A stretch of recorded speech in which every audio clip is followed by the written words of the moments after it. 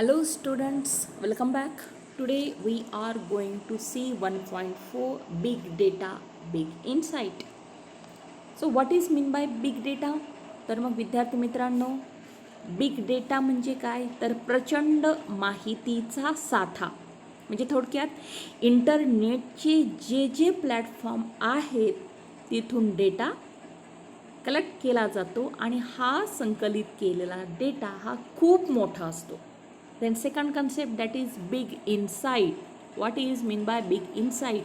तर या संकलित केलेल्या डेटाला कॉम्प्लिकेटेड प्रॉब्लेमला सॉल्व करण्यासाठी जो वापर होतो त्याला बिग इनसाईट असं म्हटलं जातं. नाव look at the first paragraph. What is big data? Look at here. There is a revolution in the lifestyle of people. लोकांच्या जीवनशैलीत मोठ्या प्रमाणात क्रांतिकारक बदल झालेला आहे. Which has been affected by big data. आणि हा क्रांतिकारक महत्त्वपूर्ण बदल बिग डेटाचा त्याच्यावर प्रभाव पडलेला आहे आणि म्हणून एवढा मोठा बदल झालेला आहे. बिग डेटाचा त्याच्यावर प्रभाव पडलेला आहे. आवर फूड हॅबिट्स, आवर हेल्थ केअर, आवर ट्रॅव्हलिंग, आवर सायंटिफिक परस्यूट.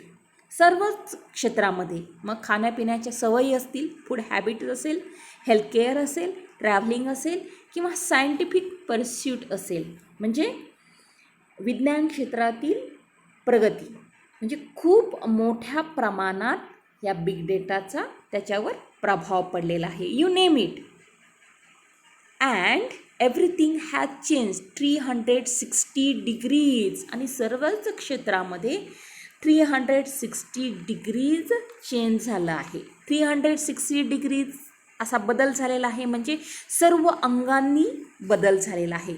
सर्व अंगांनी परिवर्तन आपल्याला पाहायला मिळत आहे. आणि हे कशामुळे झालेलं आहे? Only because of big data.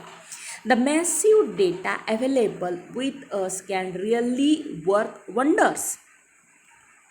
आणि हा जो काही डेटा कलेक्ट केला जातो, मॅसिव्ह म्हणजे प्रचंड प्रमाणात हा जो डेटा कलेक्ट केला जातो, हा डेटा विचार करण्याच्या पलीकडे किंवा आपल्या कल्पना करण्याच्या पलीकडे, म्हणजे थोडक्यात याला एक चमत्कारिक ताकद या डेटामध्ये आहे. आणि ह्या अनेक गोष्टी आपण या डेटाच्या मदतीने करत असतो. Friends, do you know what happens when we like a post on Facebook or share a post on WhatsApp, visit any website, make online purchases or watch video? या ठिकाणी तुम्हाला सांगितलेलं आहे की विद्यार्थी मित्रांनो, तुम्हाला माहीत आहे का की आपण फेसबुकवर एखाद्या पोस्ट शेअर केली किंवा लाईक केली किंवा एखाद्या वेबसाईटवर आपण व्हिजिट केलं किंवा ऑनलाईन सेल्स केलं किंवा शॉपिंग साईटवर आपण काहीतरी शॉपिंग केलं, तर सर्व डेटा हा कलेक्ट केला जातो. सर्व डेटा हा कलेक्ट केला जातो. Yes, what activity we do online is recorded, monitor and analyse. Online आपण जी ॲक्टिव्हिटी आपण करतो ती सर्व ॲक्टिव्हिटी रेकॉर्ड केली जाते, नोंद ठेवली जाते. मॉनिटर त्याच्यावर बारीक लक्ष ठेवलं जातं. अँड ॲनलाइज म्हणजे त्या माहितीचं, त्या डेटाचं वर्गीकरण केलं जातं, विश्लेषण केलं जातं. So a huge amount of data is collected. आणि मोठ्या प्रमाणात डेटा हा कलेक्ट केला जातो. Let me give you an idea of how huge the data might be. मग चला तर कल्पना करूया किती मोठ्या प्रमाणात हा डेटा असू शकतो. आणि आपल्या लेसनचंच नाव आहे बिग डेटा, बिग इनसाईट. मग कल्पना करा किती मोठ्या प्रमाणात डेटा असू शकतो. कारण की जगामध्ये एवढे युजर्स आहेत, बहुतांशी लोक मोबाईल वापरतात, नेट वापरतात. मग कल्पना करू की हा डेटा किती मोठा असू शकेल. आणि त्यासाठी तुम्हाला काही कन्सेप्ट समजून घेणं गरजेचं आहे. For example KB, MB, GB, TB. Okay, data can be petabytes or exabyte of data consider of billion to trillion of record of million of people all from different sources. Here are two concepts, petabytes and exabyte. मग ह्या concept समजून घेण्यासाठी आपल्याला काय काय समजून घ्यावं लागेल. What is mean by K B, M B, G B and T B. तर या ठिकाणी सांगितलेलं आहे पहा, 1024 के बी म्हणजे 1 एम बी, 1024 एम बी म्हणजे 1 जी बी, 1024 जी बी म्हणजे 1 टी बी, टी बी म्हणजे टेक्साबाईट, अँड 1024 टी बी म्हणजे 1 पी बी म्हणजे petabyte. Have you got it? म्हणजे इतक्या मोठ्या प्रमाणात या डेटाचं, या माहितीचं संकलन केलं जातं, कलेक्शन केलं जातं. नाव look at here. Petabytes or exabyte of data consisting of billion to trillion of record of million of people. लाखो, बिलियन लाखो ते ट्रिलियन, अब्ज ऑफ रेकॉर्ड ऑफ मिलियन, लाखो ते अब्ज किंवा करोडो लोकांचं डाटाचं कलेक्शन केलं जातं. Okay, all from different sources, all from different sources, वेगवेगळ्या सोर्सेसमधून, वेगवेगळ्या माध्यमामधून या डेटाचं कलेक्शन केलं जातं. Exam point of view question निश्चितपणे ही ॲक्टिव्हिटी तुम्हाला विचारली जाईल. Which are the sources? कोणकोणत्या माहितीच्या डेटाचे सोर्सेस आहेत. Which are the different sources of information? माहितीचे कोणकोणते सोर्सेस आहेत. आईस ब्रेकर्समध्ये आपण पाहिलेलं होतं पहा. For example web, sales, customer contact centre, social media, mobile data and so on. Now look at here. Which are these sources? वेगवेगळ्या सोर्सेसमधून data collect केला जातो. मग हे सोर्सेस कोणकोणते आहेत? कोणत्या सोर्सेसमध्ये माहितीचं संकलन केलं जातं? Now look at here. Which R different sources of information? Here is web, म्हणजे वेगवेगळ्या वेबसाईटला आपण व्हिजिट देत असतो. देन सेल्स म्हणजे कधी आपण शॉपिंग केली असेल तर, किंवा कस्टमर कॉन्टॅक्ट सेंटर, किंवा सोशल मीडिया. मग सोशल मीडियामध्ये मग फेसबुक असेल, व्हॉट्सअप असेल, टेलिग्राम असेल, इंस्टाग्राम असेल, म्हणजे सोशल मीडियाचे हे प्लॅटफॉर्म आहेत. आणि अशा प्रकारचे अनेक सोर्सेस आहेत. ओके, आणि या सोर्सेसच्या माध्यमातून डेटा हा काय केला जातो? कलेक्ट करण्याचं काम केलं जातं. Contact centre, social media, mobile data and so on. The data available to industries and companies is enormously increasing in volume, variation, velocity, veracity and value.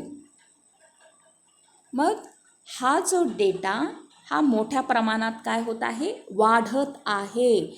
Enormously हा जो डेटा आहे तो कसा होत आहे? इनॉर्मसली इन्क्रीजिंग, मोठ्या प्रमाणात वाढत आहे.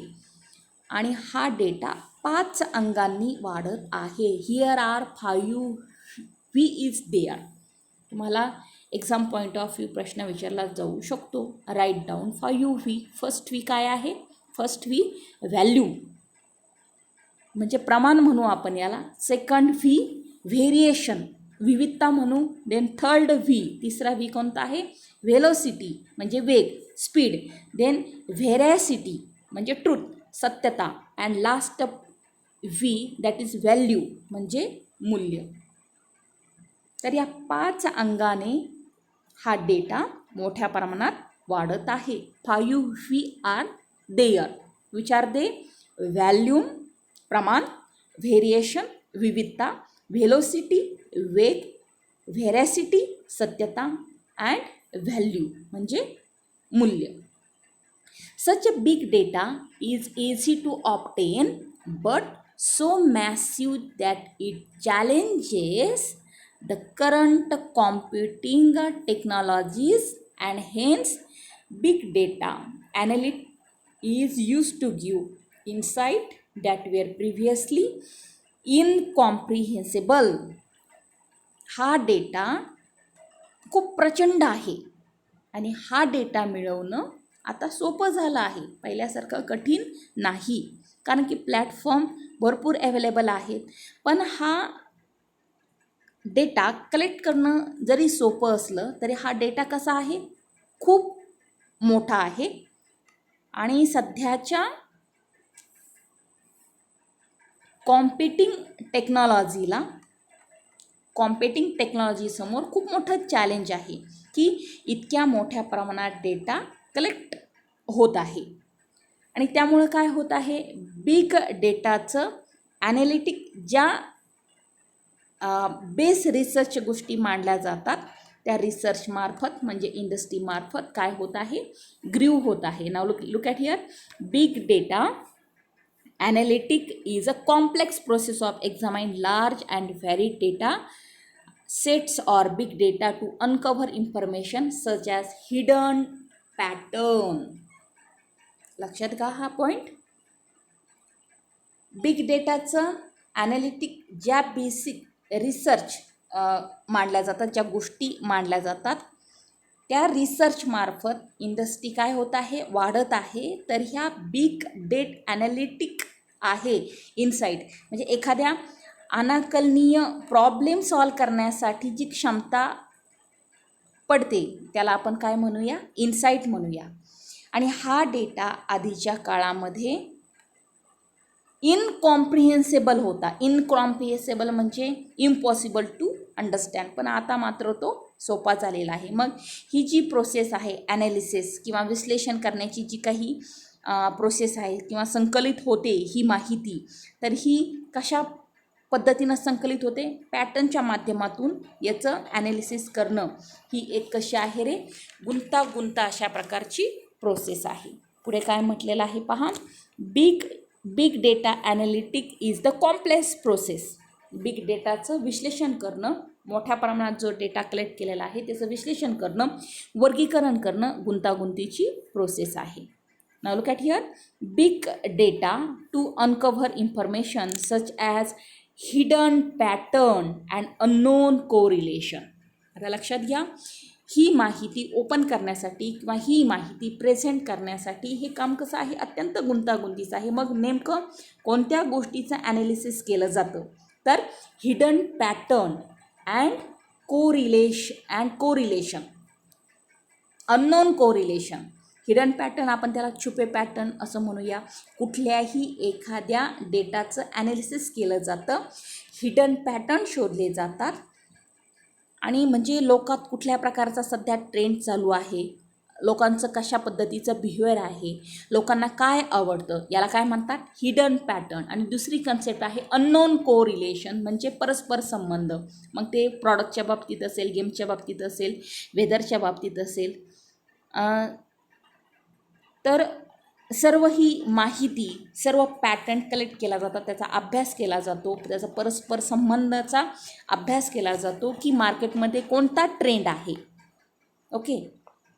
आणि कस्टमर कोणत्या गोष्टीला प्राधान्य देतात हे महत्त्वाचं आहे. नाव लुक ॲट हिअर.